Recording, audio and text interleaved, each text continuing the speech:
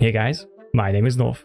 This video is just a quick guide on pretty much everything I can tell you about pets in Lost Ark. There's not a lot to say about them, and that's why the video is so short. But there is also more to them other than just their Autoloot function. So just lay back and let me tell you all that I know about pets in this game. The only thing that I can't give a thorough explanation of is the pet ranch system, because I have absolutely no experience with it myself, but I learned some things about it from other content creators like Zill's Ambition and Sainton, whose content I can really recommend watching. They both stream on Twitch and also make YouTube videos. Alright, we're jumping right into it. You get one free Epic Rarity pet at pretty much the beginning of the game. At this point, all the pet does is that it auto-loots for you, so you don't need to click on the items on the ground or endlessly spam your G key until your finger falls off. It's a very nice quality of life function, and believe me when I say this, you don't want to play without a pet. Having to manually loot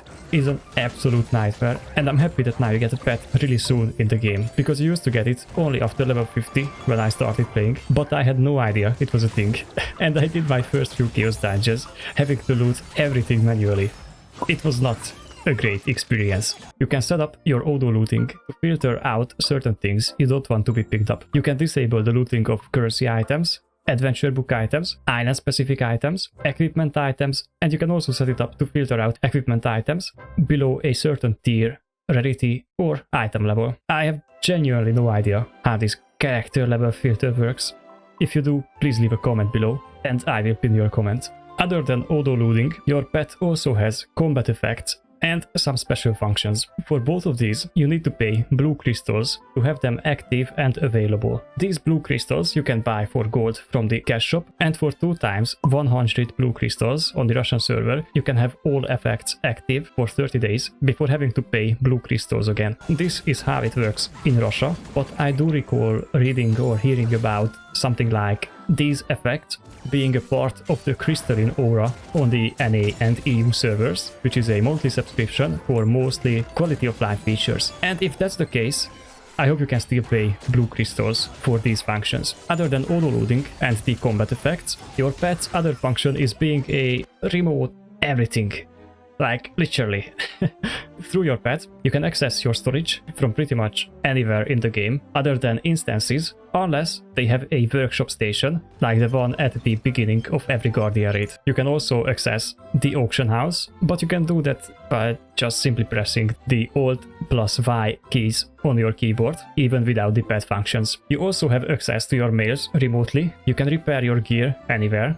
Again, in instances like Guardian Raids and Abyssal Dungeons, you can only do this inside of a workshop station, and you can also repair your life skill tools and resharpen them, and even reroll your skill gems anywhere. Okay, let's talk about the combat effects of your pets. This is where the difference between rarities comes into play. Rare pets only have the first tier of combat effects available on them. This tier gives only defensive effects within a certain percentage threshold. What stat your pet has by basic is rolled completely randomly from these stats, but you can reroll the stat for a different one for blue crystals. Currently in Russia, whenever you roll a stat on your pet, you get to choose between 3 new random stats with random percentages within the threshold, or you can choose to keep your current stat, but you will still lose the blue crystals that you spent. An Epic Rarity pet has access to the second tier of combat effects as well, which are the ones on the screen, and they include stats like agility and crit, so you can probably guess where this is going. Getting good stats on your pet that suit your character can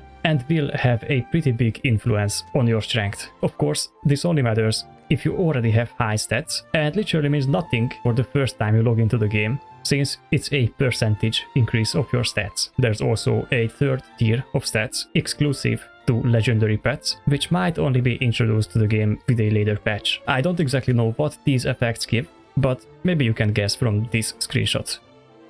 As I said earlier, your first pet you get for free, and it's an Epic Rarity one. You can buy more from the cash shop for royal crystals, which is the currency you buy for real money, or you can buy these same pets sold in the auction house by other players for gold. You can also wait for events where you might be given a free pet as an event reward, and there's also some other ways of obtaining pets, like later on from certain legion raids, you can get a chibi version of the boss from doing the raid on challenge mode. Having multiple pets is important because you can set them up with different combat effects and use them each for different activities, builds and classes. When pet ranching is introduced to the game, which might be right from launch, you will be able to upgrade your pet's rarity if they gain enough experience and if you have a certain item you get from the actual pet ranching. Utilizing the pet ranch, you will be able to upgrade your pet's rarity if they gain enough experience and if you have a certain item you get from the actual pet ranching. This feature might only upgrade your epic pets to legendary rarity,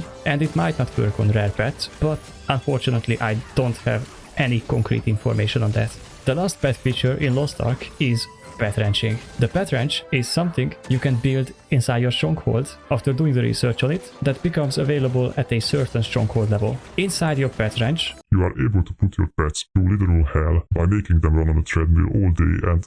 I'm just kidding. But you actually are going to make your pets run on treadmills, and with time they will lose motivation, so you need to let them rest for a bit until they feel motivated again to keep running endlessly. By running on treadmills, your pets generate energy for a cookie factory, which generates jelly cookies for your personal use. You can spend these cookies on various items, and these items include lots of cosmetics. And finally, as an honorable mention, I also wanted to say a word about the dispatching of pets on Stronghold missions. You can dispatch Stronghold-specific crew members alongside your pets for different missions from your Stronghold, giving you many different rewards. Having more and different pets will allow you to choose between them to have a better success chance on the mission, but I think pets in themselves have a minuscule influence on your overall success, and it's more about your crew and your ships. Of course, I could be wrong about that. Most of the times I just let the game pick everything for me and I just send it. And that's pretty much everything I can tell you about pets. I hope you found the video helpful, and if you did,